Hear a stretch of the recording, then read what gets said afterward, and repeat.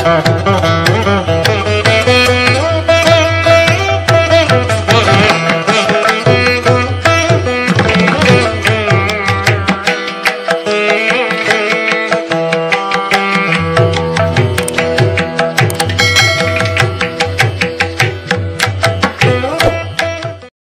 श्रीराम। पूर्व वीडियो रे आमे राहु कुंभ राशि गोचर एवं 12टी राशि उपरे यार प्रभाव संबंध रे जानिथिले। वर्तमान कुंभर विपरीत राशि स्थिर अग्नि राशि सिंह राशि रे केतु गोचर एवं आगामी 18 मास यार प्रभाव पृथ्वी तथा समस्त जीवजगत प्रति किपरि रहिबो से संबंध जानिबा।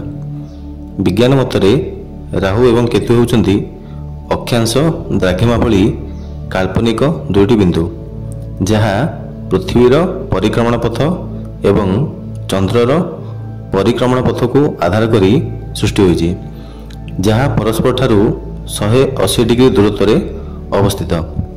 पाश्चात्य ज्योतिषशास्त्र राहु को चंद्रर उत्तर छाया एवं केतु को चंद्रर दक्षिण छाया रूपे चिन्हट करे। किछि ज्योतिषशास्त्र राहु को ड्रैगन हेड एवं केतु को ड्रैगन टेल बोली वर्णना करे, किंतु हिंदू ज्योतिषशास्त्र पौराणिक प्रमाण को आधार करथवा हेतु असुर सर्भानुर शिर को राहु एवं शरीर को केतु बोली प्रमाण दिए। से जहाँ होना कहीं प्रत्येक ज्योतिषशास्त्र एही दुई छायाग्रह को पापग्रहर तालिकाभुक्त कराए।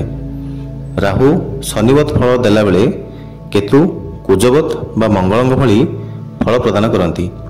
भगवान विष्णुंकर सुदर्शन चक्र प्रभाव केतु ग्रह सृष्टि हेतु केतु धार्मिक आध्यात्मिक एवं मनुष्यर वैराग्यर मुख्य कारकत्व नियंती।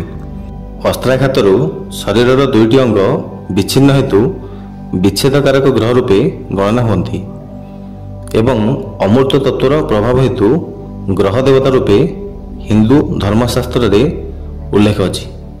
राहु शरीरर शिरभाग हेतु प्राणीर ज्ञानेन्द्रिय राहु को परिसीमा भितर रहिला बेले शरीर भाग बा केतु परिसीमा रे रहे प्राणीर कर्मेन्द्रिय।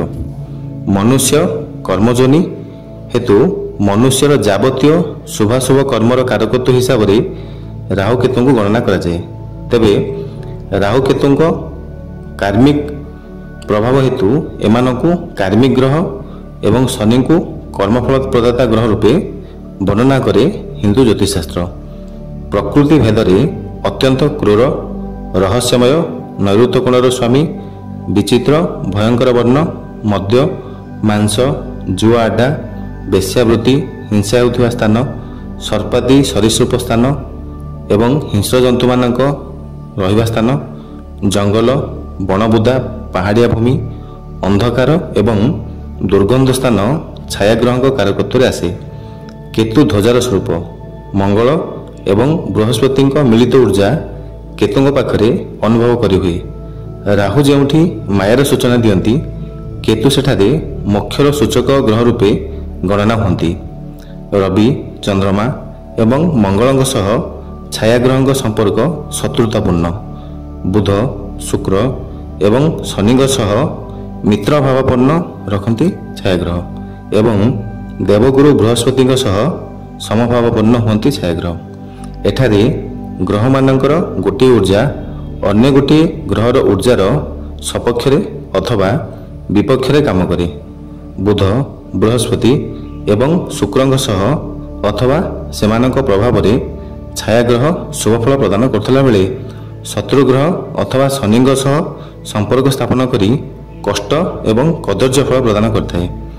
राहु केतु कार्मिक ग्रह एवं शनि प्रारब्धर सूचक हेतु शनि सह छायाग्रह संपर्क मनुष्यर प्रारब्ध बल को प्रकाशित करथाए।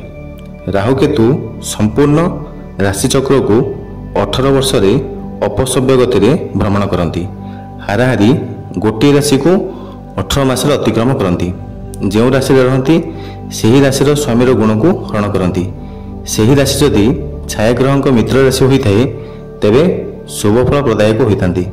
ଏବଂ ଯଦି ଶତ୍ରୁ ରାଶି ହୋଇଥାଏ ତେବେ ବିସ୍ଫୋରକ ଭଳି କ୍ରିୟା କରିଥାନ୍ତି।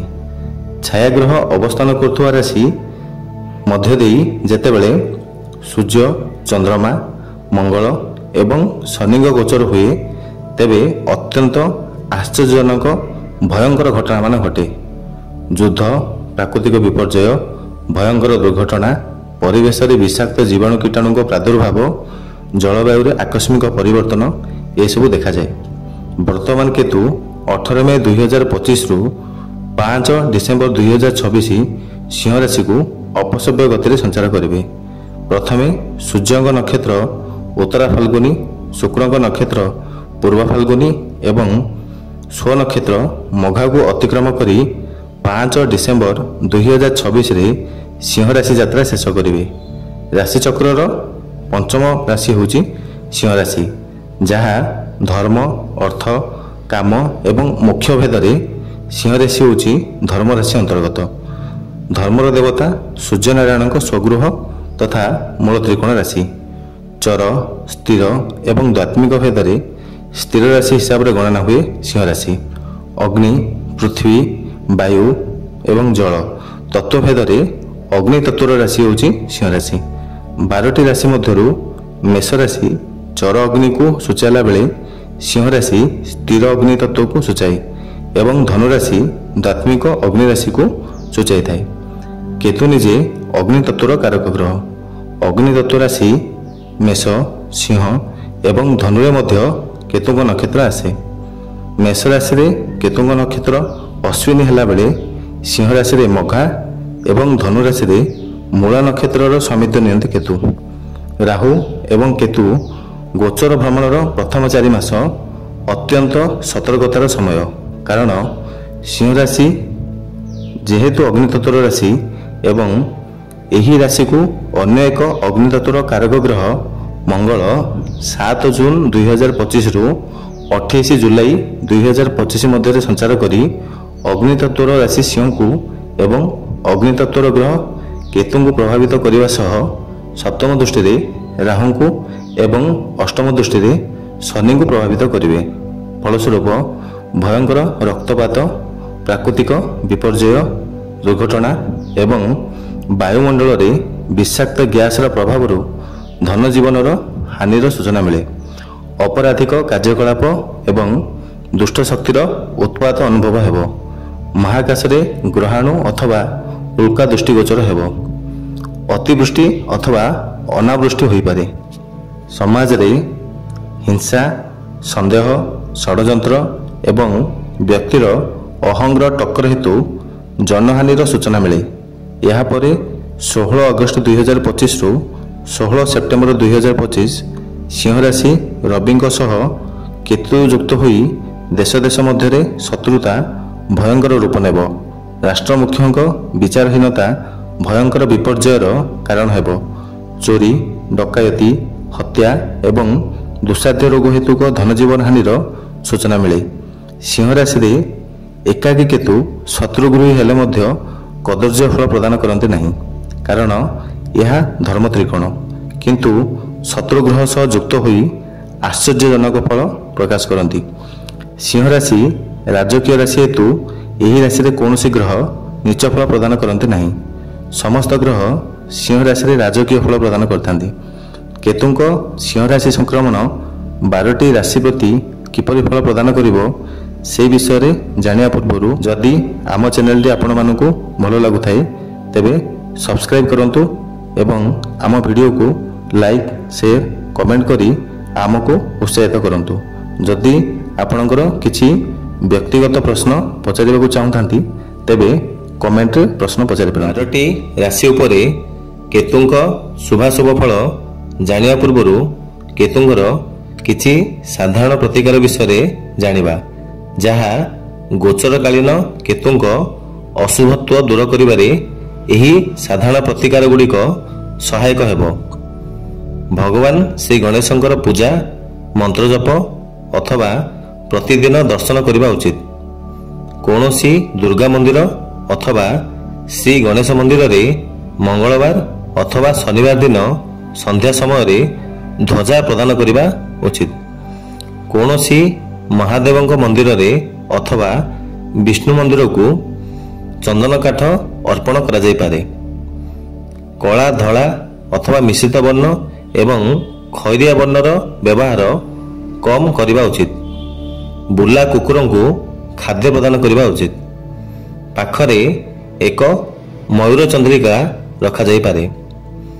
ଭଗବାନ ଶ୍ରୀ ଗଣେଶଙ୍କୁ 7ଟି ଦୁବ ପ୍ରତିଦିନ ସ୍ନାନ ପରେ ଅର୍ପଣ କରନ୍ତୁ। ଧ୍ୟାନ ଦେବେ, ଏହି ପ୍ରତିକାର କୌଣସି ମନ୍ଦିରରେ ଶ୍ରୀ ଗଣେଶଙ୍କ ମୂର୍ତ୍ତିରେ ଅର୍ପଣ କରିବା ଉଚିତ। ଠାକୁରଙ୍କ ପାଦ ତଳେ ଅଥବା ମସ୍ତକରେ ଦେବେ ନାହିଁ। ଠାକୁରଙ୍କର ଶ୍ରୀହସ୍ତରେ ଅର୍ପଣ କରିବେ। ଏବଂ କେତୁଙ୍କ ମନ୍ତ୍ର ଓಂ ପଳାଶ ଧୂମ ସଂକାଶମ୍ ତାରକା ଗ୍ରହ ମସ୍ତକମ୍ ରୌଦ୍ରଂ ରୌଦ୍ରାତ୍ମକଂ କ୍ରୂରଂ ତଂ କେତୁ ପ୍ରଣମାମ୍ୟହମ୍। ଏହି ମନ୍ତ୍ରକୁ 7 ଥର ପ୍ରତିଦିନ ସ୍ନାନ ପରେ ଜପ କରାଯାଇପାରେ। ବର୍ତ୍ତମାନ ଜାଣିବା ରାଶିଚକ୍ରର ପ୍ରଥମ ରାଶି ମେଷ ରାଶି ବିଷୟରେ। ମେଷ ରାଶି ଜନ୍ମ ରାଶିଠାରୁ ପଞ୍ଚମ ରାଶି ସିଂହ ରାଶିରେ କେତୁ ସଂକ୍ରମଣ କରି ଶିକ୍ଷା, ସୃଜନଶୀଳତା, ପ୍ରେମ, ପ୍ରଣୟ ତଥା ଭାବପ୍ରବଣତାକୁ ନେଇ କ୍ଷତି ସାଧନା କରିବେ। ପଞ୍ଚମ ଭାବ କ୍ରିୟମାଣ କର୍ମକୁ ବୁଝାଏ। ତେଣୁ ବାସ୍ତବ ଜୀବନରେ କର୍ମକୁ ନେଇ ବହୁ ଦ୍ୱନ୍ଦ୍ୱ ଉପୁଜିବ। ସାଂସାରିକ କର୍ମ ଅପେକ୍ଷା ଧାର୍ମିକ କାର୍ଯ୍ୟକଳାପରେ ଅଧିକ ଆଗ୍ରହୀ ହେବେ ଏବଂ ଆଶାବାଦୀ ରହିବେ। କୌଣସି କ୍ଷେତ୍ରରେ ସଠିକ୍ ନିର୍ଣ୍ଣୟ ନେଇପାରିବେ ନାହିଁ। ଆକସ୍ମିକ ଘଟଣା ମନକୁ ଅଶାନ୍ତ କରିବ। ବିଶେଷ କରି ଶିକ୍ଷା ଏବଂ ସନ୍ତାନ କ୍ଷେତ୍ରରେ ଅଧିକ ପ୍ରତିକୂଳ ପରିସ୍ଥିତି ଦେଖାଦେବ। ଏକାଦଶରେ ରାହୁଙ୍କ ଅବସ୍ଥାନ ଧନର ଆୟ ଦିଗକୁ ପ୍ରସାରିତ କଲାବେଳେ ପଞ୍ଚମସ୍ଥ କେତୁ ବୁଦ୍ଧିକୁ ଭ୍ରମିତ କରି ସୁଯୋଗକୁ ସଠିକ୍ ଉପଯୋଗ କରିପାରିବେ ନାହିଁ। ବିଶେଷ କରି ଆର୍ଥିକ ବିନିଯୋଗ କ୍ଷେତ୍ରରେ ଅଧିକ ସତର୍କ ହେବା ଉଚିତ। ପୂର୍ବରୁ ଆଲୋଚନା କରାଯାଇଥିବା ପ୍ରତିକାରଗୁଡ଼ିକ କରିପାରନ୍ତି। ବୃଷ ରାଶି ଜନ୍ମ ରାଶିଠାରୁ ଚତୁର୍ଥ ରାଶିରେ କେତୁ ସଂକ୍ରମଣ କରି ବ୍ୟକ୍ତିର ପାରିବାରିକ ଶାନ୍ତିକୁ ବିଭ୍ରାଟ କରିବେ। ବାସସ୍ଥାନ ପରିବର୍ତ୍ତନ କରିପାରନ୍ତି। ମାଙ୍କ ଅଥବା ମାତୃସ୍ଥାନୀୟ ବ୍ୟକ୍ତିଙ୍କ ସ୍ୱାସ୍ଥ୍ୟ ସମସ୍ୟା ଦେଖାଦେବ। ଯାନବାହନ ହେତୁକ କ୍ଷତି ସହିପାରନ୍ତି। ସମାଜରେ ଆକସ୍ମିକ ନିନ୍ଦିତ ହୋଇପାରନ୍ତି। କୌଣସି ପାରିବାରିକ କାରଣକୁ ନେଇ ମନ ଅଶାନ୍ତ ରହିପାରେ। ପୂର୍ବରୁ ଆଲୋଚନା କରାଯାଇଥିବା ପ୍ରତିକାର ଗୁଡ଼ିକ କରିପାରନ୍ତି। ମିଥୁନ ରାଶି ଜନ୍ମ ରାଶିଠାରୁ ତୃତୀୟ ରାଶିରେ କେତୁ ସଂକ୍ରମଣ କରି ଗୁପ୍ତ ଶତ୍ରୁଙ୍କ କାର୍ଯ୍ୟକଳାପକୁ ପଦାରେ ପକାଇ ପାରନ୍ତି। ଅହିତକାରୀ ବ୍ୟକ୍ତିବିଶେଷ ଚିହ୍ନଟ ହେବେ। ନିଜର ପରାକ୍ରମ ହେତୁ କାର୍ଯ୍ୟସିଦ୍ଧି କରିବେ। ଭାଇ ଭଉଣୀଙ୍କ ସମ୍ପର୍କରେ ତିକ୍ତତା ଦେଖାଦେବ। ଯଦି ବିଦ୍ୟା ଆହରଣ କରୁଥାନ୍ତି ତେବେ ଶିକ୍ଷା କ୍ଷେତ୍ରରେ ପ୍ରତିବନ୍ଧକ ସୃଷ୍ଟି ହେବ। ଗୋଟିଏ କାର୍ଯ୍ୟ ପାଇଁ ବାରମ୍ବାର ଯାତ୍ରା କରିବାକୁ ପଡ଼ିପାରେ। ନିକଟ ସମ୍ପର୍କୀୟ ଏବଂ ପଡ଼ୋଶୀମାନଙ୍କ ସହ ମାପିଚୁପି ଚଳିବା ଉଚିତ। ଆକସ୍ମିକ କୌଣସି ଖବର ମନକୁ ଆଶ୍ଚର୍ଯ୍ୟଚକିତ କରିବ। ପ୍ରତିକାରର ଆବଶ୍ୟକତା ନାହିଁ। କର୍କଟ ରାଶି ଜନ୍ମ ରାଶିଠାରୁ ଦ୍ୱିତୀୟ ରାଶିରେ କେତୁ ଅପ୍ରିୟ କଠୋର ସତକଥା କହି ପଛରେ ନିନ୍ଦିତ ହେବେ। ଧନ ସଞ୍ଚୟରେ ବାଧା ସୃଷ୍ଟି ହେବ। ବୃତ୍ତି କ୍ଷେତ୍ରରେ ପରିବର୍ତ୍ତନ ଯୋଗ ସୃଷ୍ଟି ହେଉଛି। ଆର୍ଥିକ ସଙ୍କଟ କୌଣସି ଗୁରୁତ୍ୱପୂର୍ଣ୍ଣ କାର୍ଯ୍ୟରେ ବାଧା ସୃଷ୍ଟି କରିବ। ଦୈନନ୍ଦିନ କାର୍ଯ୍ୟଗୁଡ଼ିକ ବିଳମ୍ବ ଏବଂ ପ୍ରତିକ୍ରିୟା ଯୁକ୍ତ ହେବ। ନିଜର ଭୁଲ କାର୍ଯ୍ୟଶୈଳୀକୁ ସଂଶୋଧନ କରିବା ଉଚିତ। ପୂର୍ବରୁ ଆଲୋଚନା କରାଯାଇଥିବା ପ୍ରତିକାର ଗୁଡ଼ିକ କରିବା ଉଚିତ।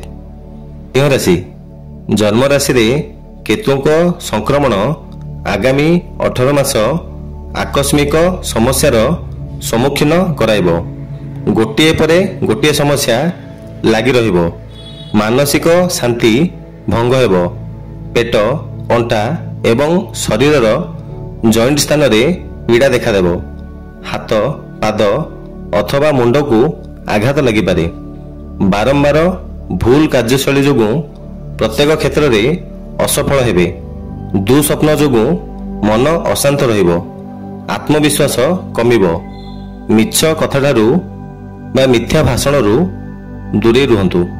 ପୂର୍ବରୁ ଆଲୋଚନା କରାଯାଇଥିବା ପ୍ରତିକାର କରିପାରନ୍ତି।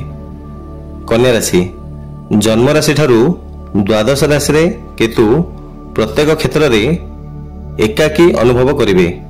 ବିଶେଷ କରି ଆତ୍ମସମୀକ୍ଷା, ସତ୍ୟର ସନ୍ଧାନ, ଆଧ୍ୟାତ୍ମିକ ଅଥବା ପାରଲୌକିକ କାର୍ଯ୍ୟକଳାପ ସହ ଜଡ଼ିତ ହେବେ। ପୁରାତନ ରୋଗର ପ୍ରାଦୁର୍ଭାବ ଦେଖାଦେବ। ପାଦ ଏବଂ ଅଣ୍ଟା ଯନ୍ତ୍ରଣା ଦେଖାଦେବ। ଅଯଥା ବ୍ୟୟ ଏବଂ ଭ୍ରମଣ ଯୋଗୁଁ ମନ ଅଶାନ୍ତ ରହିବ। ପୂର୍ବରୁ ଆଲୋଚନା କରାଯାଇଥିବା ପ୍ରତିକାର କରିପାରନ୍ତି। ତୁଳା ରାଶି, ଜନ୍ମ ରାଶିଠାରୁ ଏକାଦଶରେ କେତୁ ସାମାଜିକ କ୍ଷେତ୍ରରେ ଏବଂ କର୍ମକ୍ଷେତ୍ରରେ ଉନ୍ନତି ଘଟାଇବେ। ଆର୍ଥିକ ଉନ୍ନତି ସହ ବହୁଦିନର ଆଶା ପୂରଣ ହେବ। ନିକଟ ସମ୍ପର୍କୀୟ ଅଥବା ଭାତୃ ସମ୍ପର୍କୀୟ ବ୍ୟକ୍ତିଙ୍କ ଦ୍ୱାରା ଆପଣ ଲାଭାନ୍ୱିତ ହୋଇପାରନ୍ତି। ପୂର୍ବର କର୍ମର ସଠିକ୍ ମୂଲ୍ୟାୟନ ହେବା ସହ ସମ୍ମାନିତ ହେବେ। ଆକସ୍ମିକ ଶୁଭ ଖବର ମିଳିବ। ପୂର୍ବ ପୁଣ୍ୟର ଝଲକ ଦେଖିବାକୁ ମିଳିବ। ଆଖିଦୃଶିଆ ଉନ୍ନତି ସହ ଆର୍ଥିକ ଅଭିବୃଦ୍ଧି ହେବ। ତୀର୍ଥସ୍ଥାନ ଭ୍ରମଣର ସୁଯୋଗ ମିଳିବ। ପ୍ରତିକାରର ଆବଶ୍ୟକତା ନାହିଁ। ବିଛା ରାଶି, ଜନ୍ମ ରାଶିଠାରୁ ଦଶମ ରାଶିରେ କେତୁଙ୍କ ସଂକ୍ରମଣ ଆଗାମୀ 18 ମାସ କର୍ମକ୍ଷେତ୍ରରେ ଚାପ ଏବଂ ଅଶାନ୍ତି ମଧ୍ୟରେ ରହିବେ। ମିତ୍ର ତଥା ସହକର୍ମୀଙ୍କ ବ୍ୟବହାର ସାମାନ୍ୟ ତିକ୍ତତାପୂର୍ଣ୍ଣ ରହିବ। ତେଣୁ କର୍ମକ୍ଷେତ୍ରରେ ଯଥେଷ୍ଟ ଶୃଙ୍ଖଳିତ ହେବାକୁ ପଡ଼ିବ। କର୍ମକ୍ଷେତ୍ର ହେତୁକ ଅତୃପ୍ତ କାମନାଗୁଡ଼ିକୁ ନିୟନ୍ତ୍ରଣ କରିବା ଉଚିତ। ମାନସିକ ଅଶାନ୍ତି ଲାଗି ରହିବ। ମାଙ୍କ ସ୍ୱାସ୍ଥ୍ୟ ପ୍ରତି ଯଥେଷ୍ଟ ସତର୍କ ରହିବା ଉଚିତ। ବର୍ତ୍ତମାନ ସମୟରେ କର୍ମ ପରିବର୍ତ୍ତନ ନ କରିବା ଉଚିତ। ଈଶ୍ୱରଙ୍କ କୃପା ପ୍ରାର୍ଥନା ସହ ପୂର୍ବରୁ ଆଲୋଚନା କରାଯାଇଥିବା ପ୍ରତିକାର ଗୁଡ଼ିକ ଯଦି କରିବେ ତେବେ ଶୁଭଫଳ ପ୍ରାପ୍ତ କରିବେ। ଧନୁରାଶି, ଜନ୍ମ ରାଶିଠାରୁ ନବମ ରାଶିରେ କେତୁ ସଂକ୍ରମଣ କରି ଧାର୍ମିକ କାର୍ଯ୍ୟକଳାପ ବୃଦ୍ଧି, ଆଧ୍ୟାତ୍ମିକ ଚିନ୍ତାଧାରା, ଧର୍ମ କାର୍ଯ୍ୟ ହେତୁ ଭ୍ରମଣ ଏବଂ ବ୍ୟୟ, ଉଚ୍ଚଶିକ୍ଷା ଏବଂ ବିଦେଶ ଯାତ୍ରାରେ ବାଧା ଏବଂ ଛୋଟ ଛୋଟ ପ୍ରୟାସରେ କାର୍ଯ୍ୟ ସଫଳ ପାଇଁ ଚେଷ୍ଟା କରିବେ। କୌଣସି ଧର୍ମଗୁରୁଙ୍କ ସାନ୍ନିଧ୍ୟ ପ୍ରାପ୍ତ କରିବେ। ନବମ ରାଶିରେ କେତୁ ଶୁଭାଶୁଭ ମିଶ୍ରିତ ଫଳ ପ୍ରଦାନ କରନ୍ତି। ତେଣୁ ପ୍ରତିକାର ପୂର୍ବକ କେତୁ ଶୁଭଫଳ ପ୍ରଦାନ କରିବେ। ମକର ରାଶି, ଜନ୍ମ ରାଶିଠାରୁ ଅଷ୍ଟମ ରାଶିରେ କେତୁ ସଂକ୍ରମଣ କରି ଆକସ୍ମିକ ଦୁର୍ଘଟଣା, ଖରାପ ସମ୍ବାଦ ଏବଂ ସ୍ୱାସ୍ଥ୍ୟ ହେତୁ ସମସ୍ୟା ପ୍ରଦାନ କରିବେ। ବିଶେଷ କରି ଆର୍ଥିକ କାରବାର ଏବଂ କର୍ମକ୍ଷେତ୍ର ପ୍ରତି ଯଥେଷ୍ଟ ସତର୍କତା ଅବଲମ୍ବନ କରିବାକୁ ହେବ। ମନରେ ଅତୃପ୍ତ ଯୌନାକାଂକ୍ଷା ସୃଷ୍ଟି ହେବ।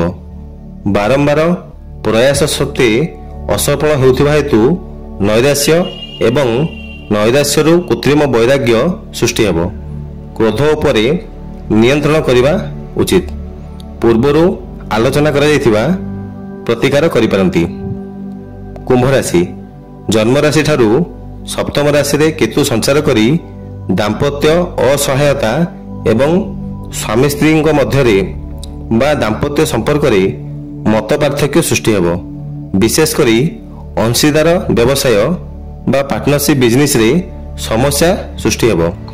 ରାଜନୀତି ଏବଂ ଲୋକ ସମ୍ପର୍କ କ୍ଷେତ୍ରରେ ପ୍ରତିକୂଳ ପରିସ୍ଥିତି ଦେଇ ଗତି କରିବେ। ପାରିବାରିକ ସମସ୍ୟାର ସମାଧାନ ଦିଗରେ ଚେଷ୍ଟା କରିବା ଉଚିତ।